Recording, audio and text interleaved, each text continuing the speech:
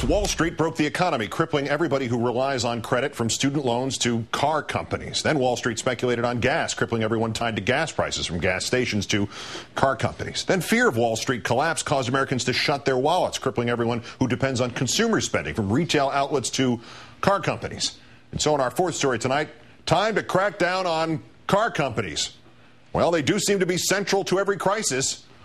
President Obama today giving deadlines to two of America's big three car makers, GM getting 60 days of funding to get its act together, with some indications some of its historic brands may become history in the process. Mr. Obama declaring Chrysler so weak it gets 30 days of funding in which to work out an alliance with Fiat. Announcement of that deal coming within hours of Mr. Obama's statement. And while he said at the start he had no intention of running GM, before long he sounded awful close to saying, "Come on down to Uncle Sam's Auto Mart." If you buy a car from Chrysler or General Motors, you will be able to get your car serviced and repaired just like always.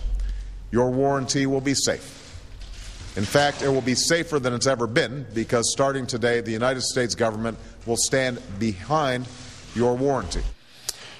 Cal Worthington Obama also fired GM's boss, CEO Rick Wagoner, who took a wrong turn with his emphasis on SUVs and with his trip to Washington last year in a private jet, but also had his supporters after winning union concessions and severing the cost of retiree health care. Some Michigan Republicans and Democrats calling his ouster a symbolic one. White House Press Secretary Robert Gibbs today pressed repeatedly on the different tactics between those used on Motown and Wall Street. In the span of less than a minute, found himself asking the questions be more specific, failed to reply with specifics, and then said he did not want to get too general.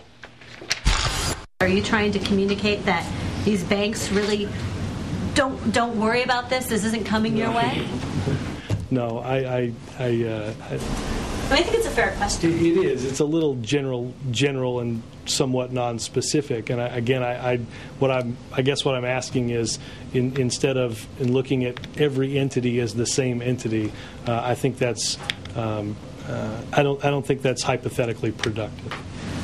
Do you want me to ask the question that way, by inserting all the names of all the banks that have received aid and ask if it would apply to them? Would that be more helpful? Well, again, understanding that some of the circumstances are different. Why Rick Wagoner and not Ken Lewis? Again, some of these things are. I don't have anything specific on Bank of America, but again, I just don't want to be generalistic across the board. With us now, Dan Gross, senior editor at Newsweek magazine. Much thanks for your time tonight, sir.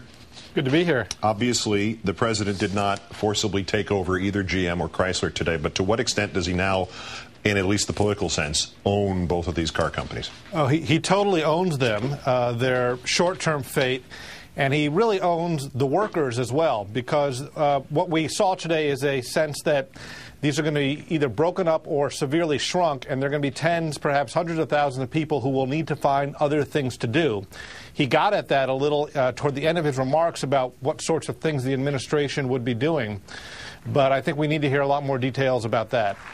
Politico.com reported today that Mr. Obama has what they described as a more jaundiced view of the automakers than Wall Street. Given that GM's mistake was to keep feeding the American appetite for SUV, Wall Street's mistake was to, cripple the entire global economy. How does Wall Street come out more favorably in this comparison in a view from any White House?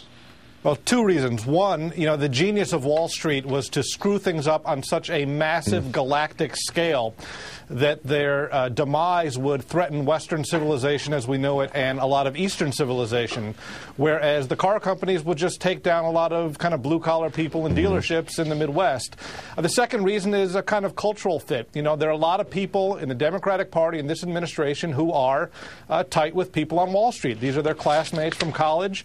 When you're running for president, you go to the Hamptons, you go to the Upper East Side of Manhattan, you go to Martha's Vineyard, you rub elbows with these people. This is where you raise money from. It's one of the power bases. You are not in Birmingham and Southfield and the suburbs of Detroit. So there's a kind of cultural fit here, too. And exactly to that point, the same White House that argued it had to intervene and save the bonuses of AIG executives because these were contractually obligated bonuses is now telling middle-class union workers, not just these ones, but ones essentially across the nation, they have to make some concessions, even though those concessions might violate or render neutral their contracts. I mean, how does the White House economic team, which is, as you suggest, run by Wall Street veterans portray this as anything but, you know, another edition with new membership of the same rich boys club in the same sort of action they've taken for 70 or 150 years. Well, it'll take some fancy footwork, but, you know, they might say in their defense that, yes, we are, you know, in AIG's case, contracts were sacred. We're not a nation of laws without them. In this case, we have to look to rip up the union contracts, but also the deals that the franchisees have. All the dealers, they have these laws. They want to rip those up as well. And importantly, they're telling the bondholders, who are other rich people, that they might have to settle for less than they otherwise expect to receive. So what next, Dan, for Detroit and for the White House? I think this is the beginning of a process rather than the end. I think you have to divide between Chrysler, which I think they have essentially given up on, and to be fair, Chrysler's owner, Cerberus, have probably come close to giving up on. We have Fiat coming in. They're going to get a big chunk of ownership for no money down, basically. We're not sure if they're going to get the loans. And truth be told, they're the fifth biggest automaker. Their departure would not be such a big deal. It's GM that we really have to worry about. Just as we have an AIG and Citigroup problem, not a banking problem, we have a GM problem, not a car-making problem. Dan Gross of Newsweek, author also of Dumb Money, How Our Greatest Financial Minds Bankrupted the Nation. Thank you, Dan. Thank you.